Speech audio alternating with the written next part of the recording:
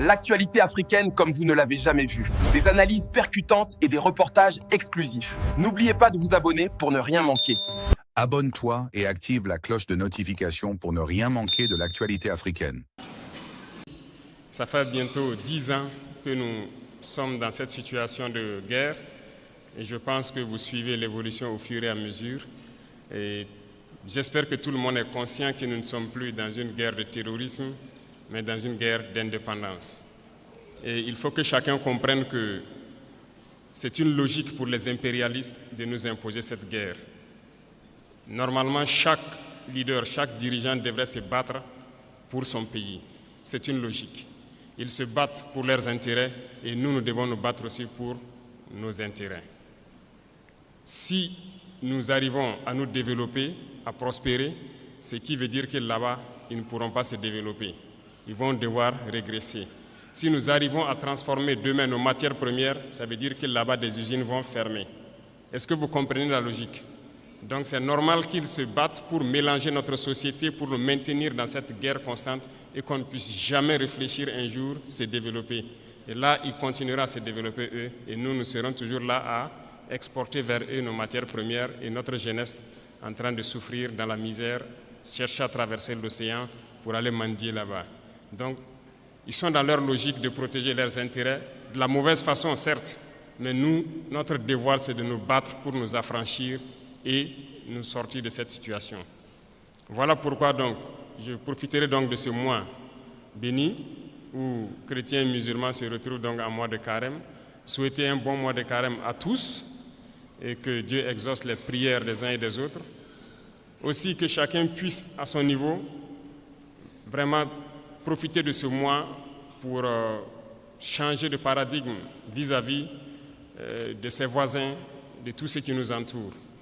Et je souhaite que les leaders religieux, ici au Burkina Faso, profitent de ce mois aussi pour prêcher, voilà, je dirais la bonne parole, pour prêcher vis-à-vis de ceux-là, ces égarés qui tiennent les armes dans la brousse et qui tuent, parce que certains tuent et ils pensent qu'ils tuent au nom de la religion.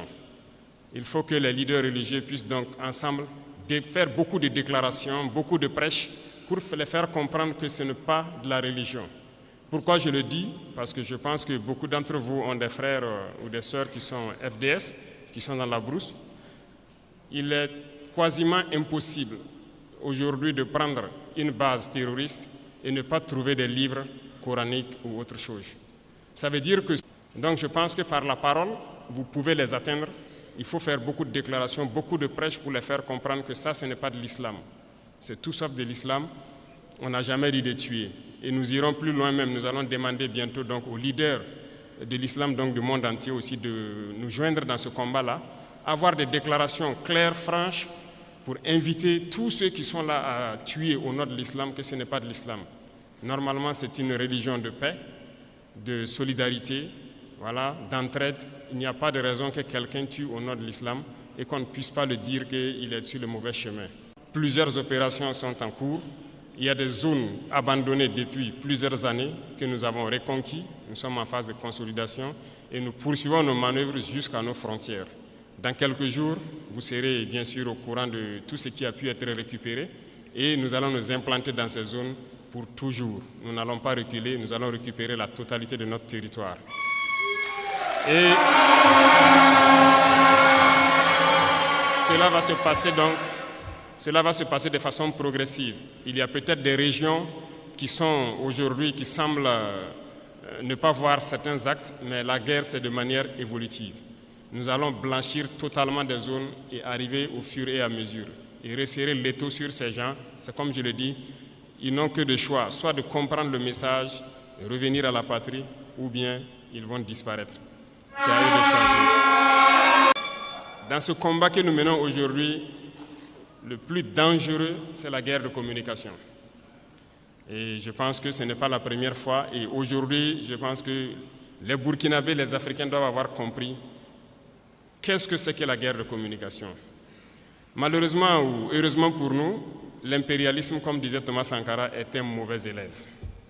Un très mauvais élève parce que vous avez beau le chercher de la classe, il va revenir avec les mêmes méthodes. Ils ne peuvent pas changer. Et souvent, ça devient du ridicule. Quand vous prenez aujourd'hui les médias impérialistes, vous voyez ce qu'ils publient. Ils ont procédé par la même méthode pour mettre le feu au Rwanda, par la même méthode pour détruire le Soudan, par la même méthode pour détruire l'Afrique. Ça ne va pas prendre. Et aujourd'hui, je pense que vous êtes bien conscients, ils sont très forts dans manipuler l'information, créer du faux tout autour. Et tenez-vous bien, ces mêmes médias, je le dis aujourd'hui haut et fort, surtout Jeune Afrique, nous ont courtisés au tout début, 2022-2023. Ils sont passés par plusieurs canaux pour nous aborder, pour nous faire payer et laver notre image, comme ils le disent. Nous avons refusé, ils ne peuvent pas le nier parce qu'on a les preuves chez nous. Ils ont envoyé des gens, c'est comme ça qu'ils fonctionnent. Et beaucoup de chefs d'État tombent dans leur piège, ils versent de l'argent chaque mois pour qu'on publie des articles pour laver leur image. Non, c'est dangereux. Ils ne vivent que de ça. Vous payez l'argent, ils mentent, ils lavent votre image. Vous refusez, ils mentent pour détruire votre image. Mais toute l'Afrique doit être mise au courant. Et si l'Africain veut évoluer, c'est d'arrêter d'écouter ces médias mensongers. Parce que tant que vous serez là à écouter une mauvaise information, ça finit par devenir une réalité. Et c'est très dangereux pour nous. La désinformation bat son plein. À notre niveau, on vit ça tous les jours. Et je dis chaque fois aux gens de faire très attention. Tout ça pour diviser pour mieux régner. Donc, il faut que tout un chacun à son niveau puisse, en tout cas, percevoir les manœuvres de l'impérialisme, pouvoir conseiller l'autre et qu'ensemble nous restons unis pour construire notre pays. Nous, notre mission, c'est cela. Et nous allons construire le Burkina Faso. Le Burkina Faso sera ce qu'ils n'ont jamais rêvé de voir. L'Afrique doit se réveiller, l'Afrique doit quitter ces situations de conflit. On nous a assez manipulés, on nous a assez mis en conflit les uns contre les autres pour nous piller.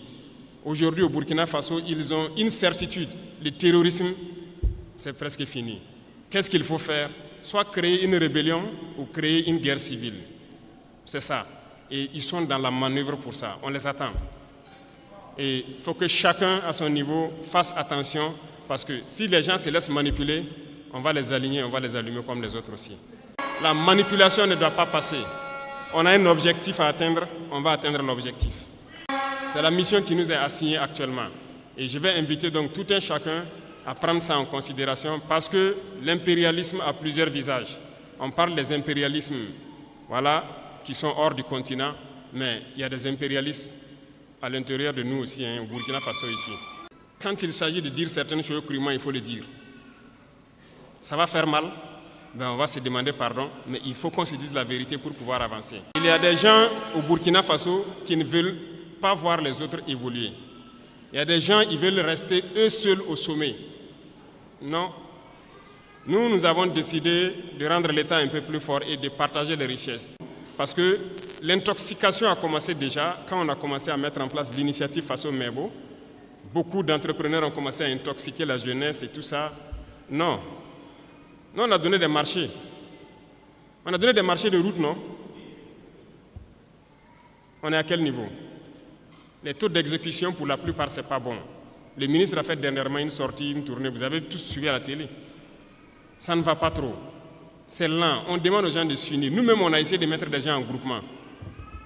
Ils ne veulent pas travailler en groupement. Ça veut dire qu'on les unit d'une manière ou d'une autre pour qu'ils puissent aller vite. Nous, on ne va pas attendre les caprices des uns et des autres et que le Burkina va se développer dans 500 ans, 1000 ans. Non. Nous, c'est dans 5 ans. On veut voir des trucs assez significatifs. Donc, si vous vous unissez, vous aurez plus d'équipements et vous pourrez travailler plus efficacement. Résultat de course, on est en train d'équiper l'ONBA, la Sonaterre. Voilà que tout de suite, les gens demandent l'eau. On est obligé de faire nos barrages nous-mêmes, curer ce qui est là et creuser des points de nous-mêmes.